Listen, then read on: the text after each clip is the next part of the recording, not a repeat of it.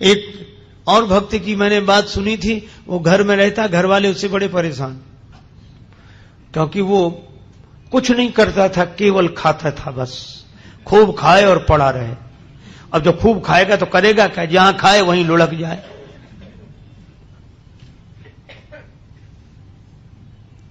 घर वालों ने कहा निकल जाओ यहां से, 2-2.5 सेर खाते हो एक बार में बैठकर, काम कुछ करते नहीं। बेचारा अब जाए कहां। सो एक महात्मा दिखाई दिए मंदिर के बाहर बैठे। महात्मा बड़े तंदुरुस्त थे, महात्मा होते ही प्रसन्न, अपना मस्त। उसने सोचा कि ये खूब खाते होंगे तब तो इतने तंदुरुस्त हैं, मोटे। गया, बोले महाराज, अब तब तक 2-4 उनके चेला निकले साधु, वो लोग भी ऐसे ही आ रहे। बोले यहां तो सब ऐसे ही ऐसे हैं।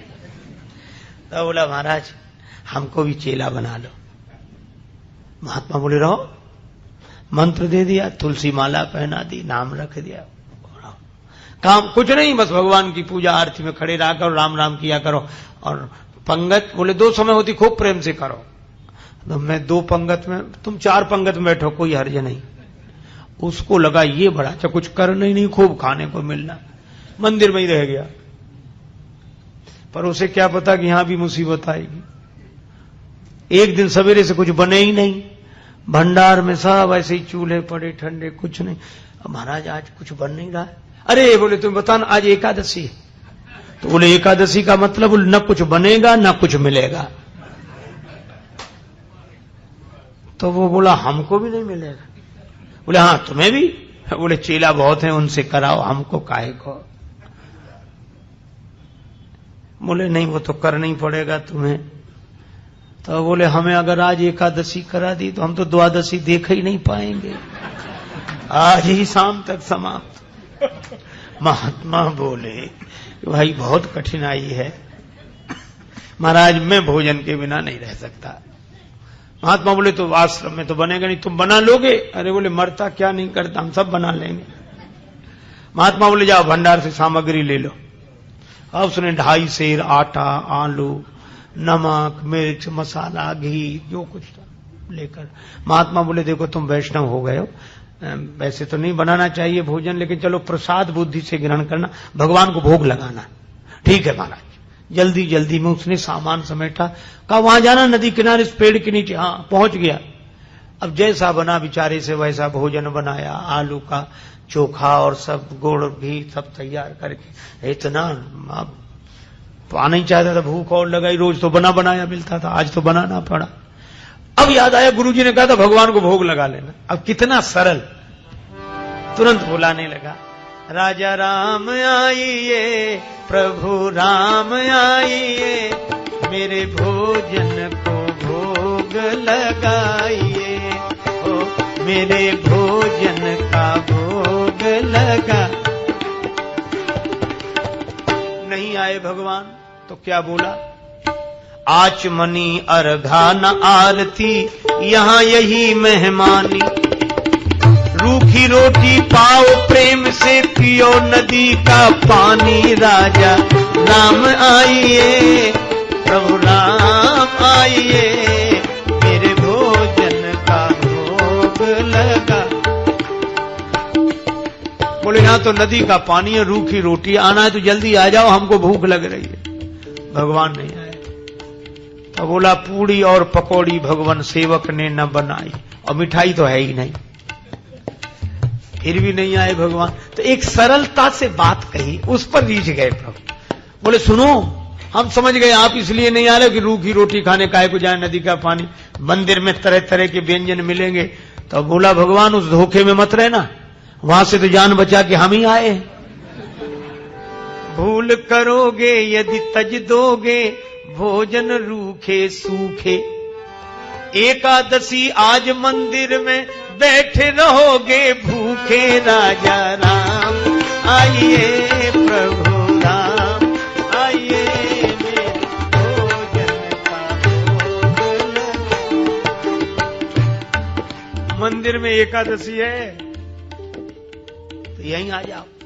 और इस सरलता पर नवम सरल और मम भरोस की भगवान आएंगे। भगवान प्रकट हो गए, लेकिन भगवान भी कम कौतुकी नहीं। जितना वो सरल भगवान वैसी लीला करने को तैयार, अकेले नहीं आए। सीता समारोपित वाम भा, राम वाम दिस जान, श्री सीताराम जो देखा तो भगवान की सुंदरता, श्री सीता मैया देखकर प्रसन्न तो बहुत हुआ, लेकिन उदास हो गया कि गुरुजी ने तो एक भगवान के लिए कहा था, ये तो दो आए हैं। अब कभी भगवान की तरफ देखे, कभी रोटियों की तरफ देखे। भगवान ने कहा क्यों आ गए ना? बोले हाँ आ गए सो तो ठीक है, लेकिन अब जो है तो बैठो। भगवान बोले क्यों, क्या हुआ? बोले कुछ नहीं, हम तो सोच रहे थे कि एक का इंतजाम करना है, लेकिन आप दो आए हो तो कोई बात नहीं, थोड़ी बहुत तो एकादशी आप करा ही दोगे हमारी, जो कुछ है तो आप विराज हो। भगवान बैठ गए। कितनी सरलता से इन कथाओं पर विश्वास करना कठिन होता है, क्योंकि हम लोग सरल नहीं हैं। भगवान श्री सीताराम जी बैठ गए, उनके सामने परोस दिया।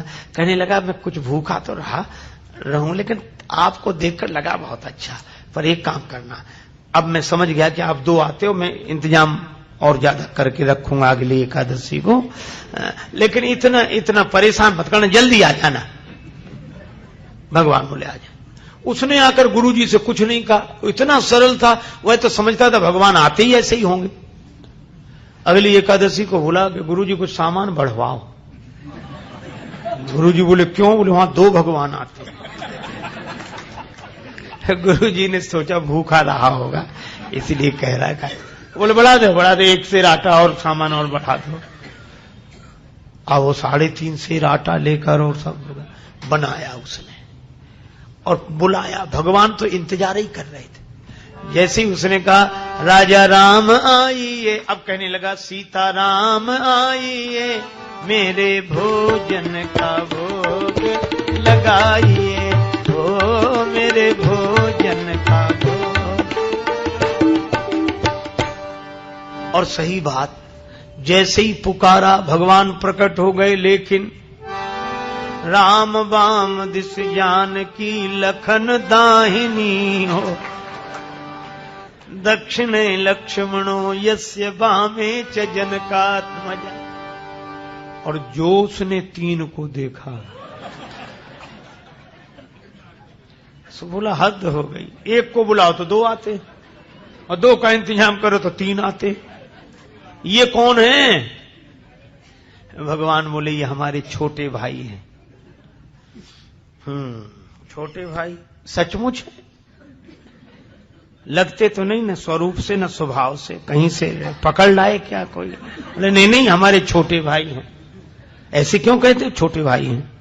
तो हाथ जोड़कर बोला प्रभु बुरा न मानना, छोटे भाई हैं सो अच्छा है, आ गए तो कोई बात नहीं, लेकिन एक बात बताओ, हमने ठाकुर जी के भोग का ठेका लिया है कि ठाकुर जी के खानदान भर का? गुरु जी ने कहा था भगवान को भोग लगाना, 2 आए, अब ये भाई साहब आ गए। अब राम जी खूब हंसे, जानकी मैया को, लक्ष्मण जी को लगेगा अच्छी जगह ले आए भगवान, क्या स्वागत हुआ है आते ही आते। लेकिन वो बोला क्या कहूं, भूखा भले ही रह जाऊं, लेकिन आप लोगों को देखकर मुझे बड़ा अच्छा लगता है।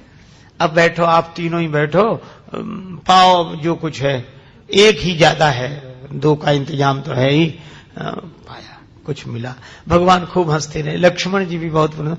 अब जब चलने लगे तो बार बार चरणों में सिर रखे, आंखों में आंसू आ जाए, लगते आप बड़े सुंदर। लेकिन एक काम करो, अगली एकादशी को अभी से बता जाओ कितने आओ,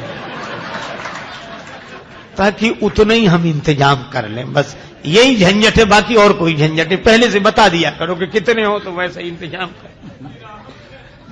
भगवान बोले हम आ जाएंगे, हम आ जाएंगे। आया तो भी नहीं कहा गुरु जी से, सोचा कुछ दिन तो आराम से बीते। अब अगली फिर एकादशी, गुरु जी बोला आज एकादशी है, चेला बोला है, उदास क्यों? अरे बोले महाराज वहां बहुत लोग आते हैं, तो क्या करें? बोले हमारा 7 सेर आटा करो कम से कम। 7 सेर? हाँ, और उसी हिसाब से सब सामान। गुरु जी समझ गए इतना तो ये खा नहीं सकता, ये बेचता होगा जरूर। गुरुजी बोले 7 नहीं 8 सिर दे दो, ले जाने दे से, अब पीछे पीछे चलेंगे, देखते हैं क्या करता है। ले गया सारा सामान। पर ये भक्त भी बड़ा विचित्र, सरल आदमी। आज इसने सामग्री रख ली, भोजन बनाया नहीं, सोचने लगा पहले बुलाकर देख लूं कितने हैं, उस हिसाब से बनाऊंगा। भोजन बनाया नहीं और पहले ही बुलाने लगा, राजा राम आइए, सीता राम आई, लक्ष्मण राम आइए, मेरे भोजन का भोग लगाइए, हो मेरे भोजन का।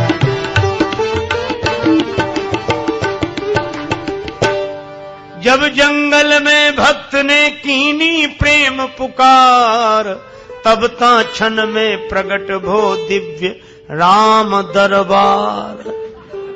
जो पुकारा तो भगवान श्री सीताराम जी, भरत जी, लक्ष्मण जी, शत्रुघ्न जी, हनुमान जी साहब। और जो इसने देखा सो बोला जय हो जय हो। लेकिन एक बात सुन लो, क्या? एक को बुलाए तो 2 आए, 2 का इंतजाम किया तो 3 आए, आज तो हद कर दी साहब इकट्ठे। लेकिन हमारी भी बात सुन लो, क्या हमने भोजन बनाया ही नहीं, वो रखा सामान, सो बनाओ और खाओ। भगवान बोले क्यों, तुम क्यों नहीं बनाते? बोले जब हमें मिलने ही नहीं है तो बनाने से क्या लाभ, आप ही बनाओ और पाओ। मोते नहीं बनत बनाए, भोजन आप बनावहु अपने, बहुत दिनन संग पाए, मोते नहीं बनत बनाए, तुम नहीं तजत सुबानी अपनी, हम केते समझाए। हमने कितना समझाया, आप अपनी आदत छोड़ते नहीं हो, और आज तो हद कर दी। नर नारिन की कौन कहे, हनुमान जी की ओर देखकर बोला, एक बानर भी संग लाए, एक बानर हूँ संग लाए, मोते नहीं बनत, हमसे नहीं बनता है।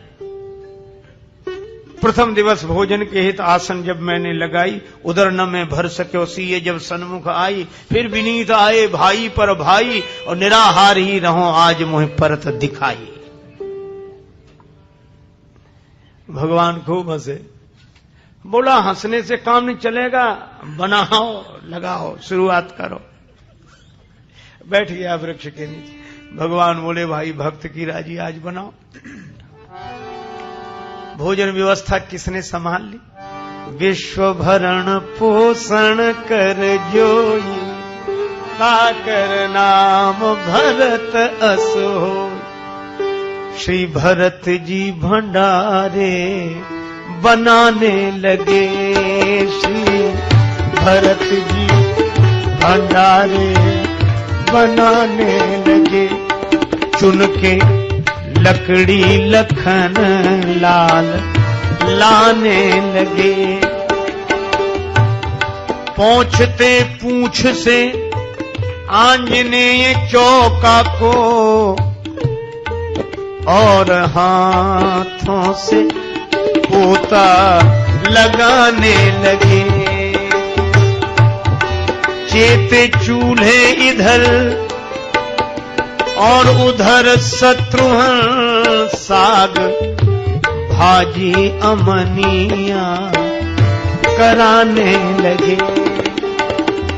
और स्वयं जानकी माता आकर बैठी तो सीता मैया को बैठे देखा तो अनेक सिद्ध महात्मा प्रकट हो गए। मैया हमें भी प्रसाद मिले, हमें भी प्रसाद मिले। अब ये तो आंख बंद किए बैठा था। पूछा कि आंख बंद क्यों किए बैठे?